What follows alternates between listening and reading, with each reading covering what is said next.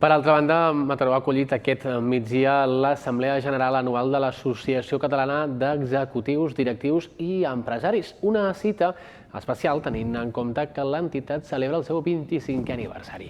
Coincidint amb l'efemèride, s'ha decidit dur a terme la trobada a la capital del Maresme, ja que es tracta d'un territori amb un gruix important d'associats, sobretot petites i mitjanes empreses, però també alguna d'un volum major.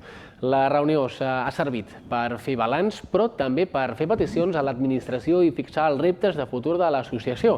Unes peticions a les quals a escala local ha pogut respondre l'alcalde, David Bote, tenint en compte que també ha intervingut a la trobada. Una nova, absoluta configuració que li donarà una entrada acompanyant. La nostra petició cap a l'administració és agilitzar els tràmits a l'hora de crear empreses, a l'hora de crear oportunitats, que al final això és el que creen les persones empresàries, i sobretot aquest suport també que moltes vegades des del teixit empresarial trobem a faltar.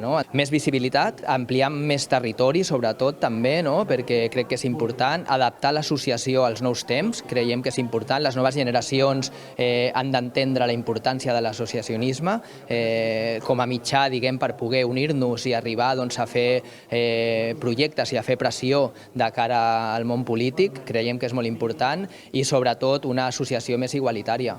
Crec que, com et deia abans, crec que el repte és l'industrial, perquè és un mal endèmic, és un mal que tenim a molts llocs a Catalunya, però Mataró més, d'haver estat una zona molt industrial, ha passat a zero o quasi zero. Són 4 comptades les fàbriques que tenim. Crec que és una de les coses que s'hauria de potenciar més. També és veritat que a nivell d'infraestructures no ens acompanya. Mai hem tingut les infraestructures que ens mereixem, que necessitem i que ens ajudarien a fer aquest increment del teixit. La col·laboració entre els privats i els públics és fonamental per la generació de riquesa. El nostre principal interès és que la ciutat generi activitat econòmica i que això generi riquesa que després es pugui traduir en llocs de treball i també en repartir aquestes plusvàlues, aquests beneficis.